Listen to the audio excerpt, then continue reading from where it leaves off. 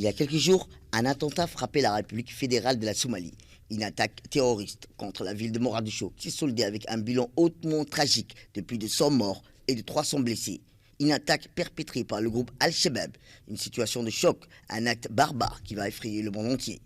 Le président de la République fédérale de la Somalie, Hassan Sheikh Mohamud, voyant l'ampleur des dégâts humains et matériels, lance un appel d'assistance humanitaire. C'est ainsi que la République de Djibouti, dans un esprit d'action sociale et de solidarité internationale, va répondre à l'appel. Première étape, une réunion d'urgence à la primature. De ce fait, le Premier ministre, M. Abdelkader Khan Mohamed, présidera une réunion dont l'objectif principal sera de porter un envoi rapide d'une équipe médicale conséquente pour venir en aide et soutenir le pays et les institutions sanitaires somaliennes et faire face à cette tragédie, mais par-dessus tout, porter les premiers soins aux nombreux blessés et d'établir les premiers diagnostics pour faire un état des lieux sur la situation. Une action qui sera ancrée dans l'humanisme et la générosité de notre pays envers le pays frère qu'est la Somalie. Une action humanitaire qui aura pour mission non seulement de soulager les souffrances de nos frères dans la détresse, et une responsabilité humanitaire qui n'a pas de frontières. Après cette rencontre, le ministère de la Santé va déclencher une réunion préparatoire en termes de ressources humaines, c'est-à-dire les médecins, infirmiers, mais aussi les médicaments nécessaires.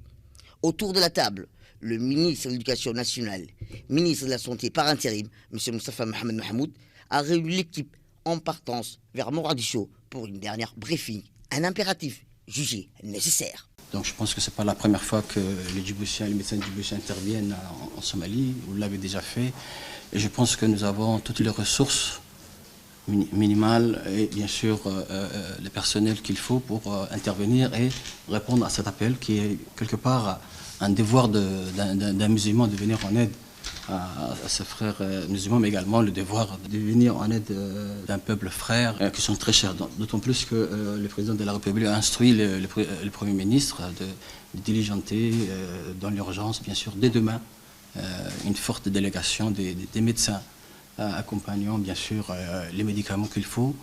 Comme vous le savez très bien, il s'agit d'un quatrième jour, donc ça veut dire que depuis samedi, un certain nombre de choses ont été certainement... Donc nous intervenons également en appui parce que le président somalien a vraiment fait un appel où il manque d'urgence des médicaments, que ce soit des médicaments d'urgence, également en personnel.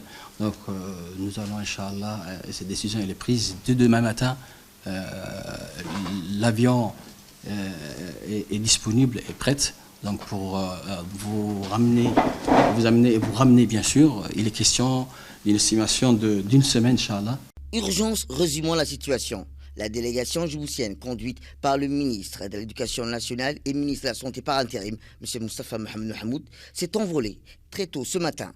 Délégation composée d'une trentaine de médecins spécialistes constitués des chirurgiens, médecins et paramédicaux.